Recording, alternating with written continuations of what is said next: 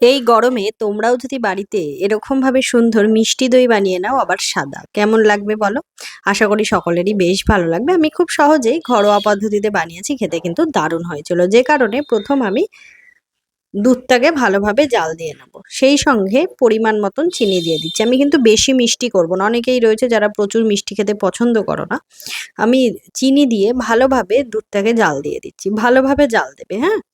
যত জাল দেবে তত কিন্তু স্বাদ বাড়বে। আর অন্য একটা জায়গায় একটা ছাঁকনিতে কিছুটা টক দই নিয়ে আমি টক দইয়ের জলটা ঝরিয়ে নিলাম। এবার দুধটা নামিয়ে উষ্ণ গরম অবস্থায় যে দইটা দিয়ে রেখেছিলাম, টক দইটা জল ঝারিয়ে সেই টক দইটা দুধের মধ্যে দিয়ে দিচ্ছি। দিয়ে ভালোভাবে এই টক দইটা কিন্তু মিশিয়ে নেবো। ভালোভাবে মিশিয়ে নেবে যেন দানা দানা না থাকে। একটু সময় নিয়ে ধৈর্য ধরে ধরে মেশাবে।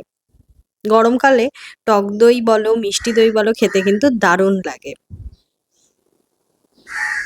ভালোভাবে এটাকে আমি মিশিয়ে নিচ্ছি। নেওয়ার পরে আমি বাটিতে এই দুধটাকে দিয়ে দিচ্ছি। তোমরা কিন্তু কাচের বাটিতেও করতে পারো, স্টিলের বাটিতেও করতে পারো। দেখো আমি 3টে বাটিতেই সমানভাবে দুধগুলোকে দিয়ে দিচ্ছি।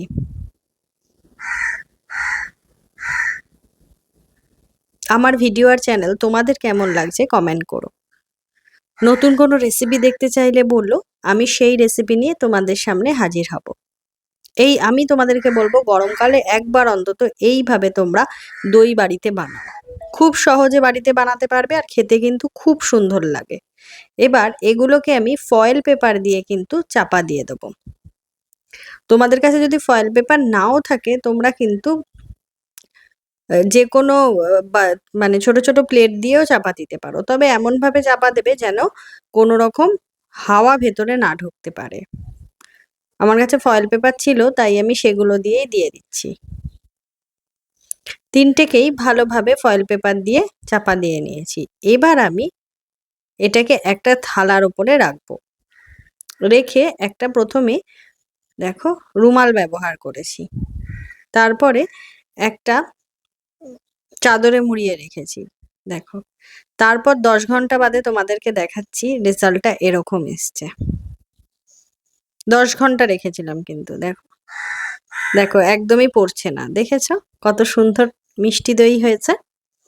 কত সহজেই বাড়িতে বানিয়ে ফেললাম মিষ্টি দই। আর তোমরাও কিন্তু এইভাবে ট্রাই করতে পারো। খেতে কিন্তু দারুণ হয়েছিল। তাহলে দেরি না করে আজই বাড়িতে ট্রাই করো।